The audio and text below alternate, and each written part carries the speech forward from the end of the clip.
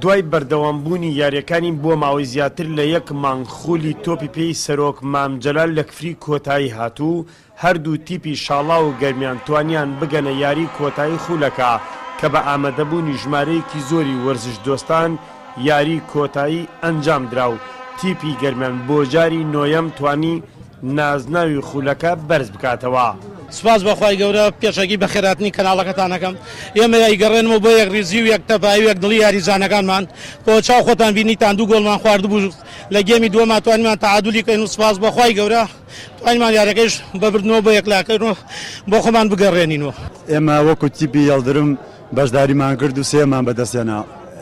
ئەم خولە زۆر بەهێز بوو، ینی هیوادارم خولی زوو بکرێتەوە.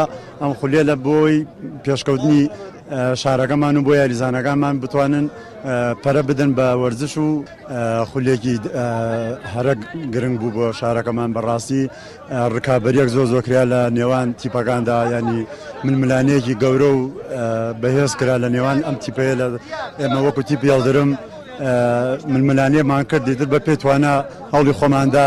ئەم خولە وەک وەفایەک بۆ ڕوحی پاکی سەرۆک مامجەلال کرایەوە و تیایدا سەرجەم تیپەکان بەشداریان کردبوو. وەرزشکاران ئاماژە بۆ ئەوە دەکەنکەوە ئەم خولە جگەلەوەی وەفایەکە بۆ سەرۆک مامجەلال کە هەموو تەمەنی بۆ خزمەتی مرۆڤایەتی و ملەتی کورد تەرخان کردبوو، لە هەمان کاتیشدا سوودێکی باشی هەیە بۆ وەرزشکاران و بەرزکردنەوەی ئاسی یاری تۆپی پێ و ناوبژیوانان خوازیارن. لە دوای تەوابوونی یاریەکان هەموو لایەک ئەنجامی یارەکە بە دڵێکی گەورەوە وەربگرن.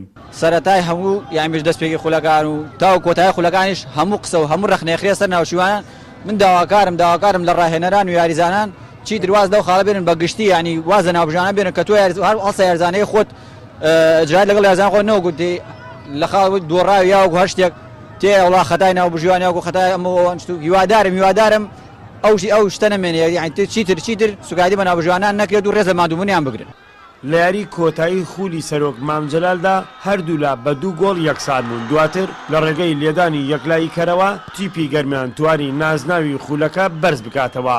دواتر خەڵات و دیاری بەسەر یاریزان و ناوبژیوان و بەشداربوانی خولەکە دابشکرا و کەناڵی گەری کوردستانیش خەڵاتی تایبەتێکی پێ بەخشرا وەکەوەی کە لە سەرجەم چالاکە وەرشیەکان بەشداری هەیە. حەیدەر ئەحمەد، کەناڵی گەری کوردستان، کفری.